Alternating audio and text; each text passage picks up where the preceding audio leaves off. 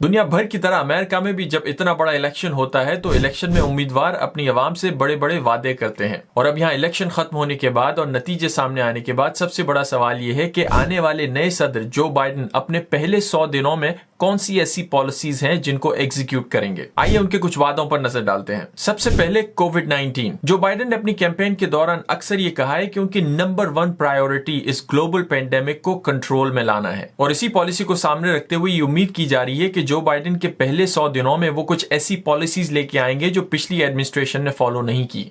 मसलन लोगों को ये पाबंद करना कि पूरे मुल्क में मास्क पहने जाएं। एज अ प्रेसिडेंट वो ये कोशिश करेंगे कि अमेरिका भर में ऐसी पॉलिसीज फॉलो की जाएं, स्पेशली फेडरल ऑफिसेज में, कि लोगों को ये इंतहाई हद तक इनकरेज किया जाए कि आपको मास्क जरूर पहनने हैं। इसके अलावा जो बाइडेन से ये उम्मीद की जा रही है कि अपने सदारती टर्म शुरू होने के पहले ही कुछ हफ्तों में वो अमेरिका में टेस्टिंग को मजीद बढ़ाएंगे। दूसरी एक बहुत बड़ी पॉलिसी जिस पर बहुत सारा एक्शन पहले 100 दिनों में देखने को मिलेगा वो है इमिग्रेशन। एक अंदाजे के मुताबिक अमेरिका में 6 लाख ऐसे लोग रहते हैं जो अपने बचपन में यहाँ पर आए थे इलीगली और उन्होंने किसी और दूसरे मुल्क को नहीं देखा। इन लोगों को ड्रीमर्स भी कहा जाता है। पिछली एडमिनिस्ट्रेशन में इन लोगों को डिपोर्ट करने के लिए कुछ इकदाम लिए गए थे। जो बाइडेन ने अपनी कैंपेन के दौरान ये कहा था कि जब वो सदर बनेंगे तो इनकी डिपोर्टेशन को न सिर्फ रोकेंगे बल्कि इन ड्रीमर्स को अमेरिका में रहकर काम करने की भी इजाजत दी जाएगी। एक और बहुत बड़ा वादा जो उन्होंने किया था और जिस पर वो अपने पहले 100 दिनों में अमल कर सकते हैं वो ये कि सदर ट्रंप की वो बैन जिसके तहत तकरीबन 13 मुल्कों से आने वालों को अमेरिका में आने पर पाबंदी लगाई गई थी, जिसमें मेजॉरिटी मुस्लिम कंट्रीज थी,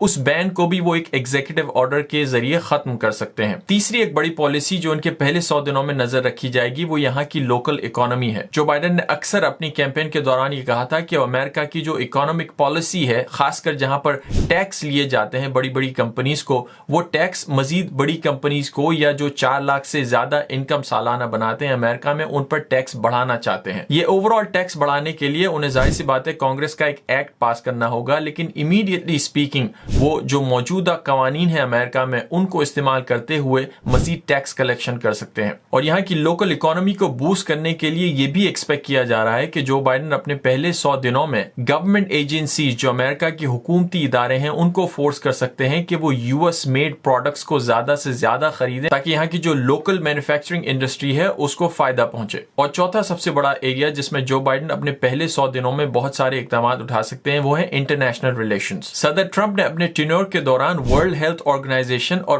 पेरिस क्लाइमेट एग्रीमेंट से अमेरिका की हुकूमत को अलहदा रखने के लिए बहुत सारे इकदाम उठाए थे। जो बाइडेन ने अपनी कैंपेन के दौरान ये वादा किया था कि सदर बनने के बाद वो न सिर्फ पेरिस क्लाइमेट एग्रीमेंट को ज्वाइन करेंगे बल्कि वर्ल्ड हेल्थ ऑर्गेनाइजेशन को भी दोबारा सपोर्ट करना शुरू करेंगे। और इस पेंडेमिक के दौरान जब वर्ल्ड हेल्थ ऑर्गेनाइजेशन पूरी दुनिया में कोरोना वायरस की वैक्सीन को फैलाने के लिए और दीगर पॉलिसीज को परस्यू कर रही है जिससे बाकी मुल्कों को फायदा हो, तो इस वक्त में वर्ल्ड हेल्थ ऑर्गेनाइजेशन को अमेरिका का सपोर्ट मिलना बहुत बड़ा कदम समझा जा सकता है। उसके अलावा जो बाइडेन ने अपनी कैंपेन के दौरान ये भी इंटरेस्ट शो किया था कि ईरान के साथ जो डील अबेंडन की गई थी ट्रंप एडमिनिस्ट्रेशन के दौरान, ईरान के साथ वो दोबारा निगोशिएशन शुरू करने की बात कर रहे हैं और दोबारा उस मुआहदे में एंटर होना चाहते हैं जो सदर बराक ओबामा के दौर में किया गया था। अब इन तमाम पॉलिसीज पर और इन तमाम वादों पर वो कितना जल्दी अमल कर पाते हैं, इसका सबसे बड़ा टेस्ट इस बात से जाहिर होता है कि अमेरिका के सेनेट में किस पार्टी की सबसे ज्यादा मेजॉरिटी आती है। अब तक के नताइज आने तक ये बात मुकम्मल तौर पर क्लियर नहीं है कि अमेरिकी सेनेट में किस पार्टी की मेजॉरिटी होगी। अगर जो बाइडेन की हरीफ पार्टी यानी रिपब्लिकन पार्टी ही मेजॉरिटी को कंट्रोल रखती है सेनेट में,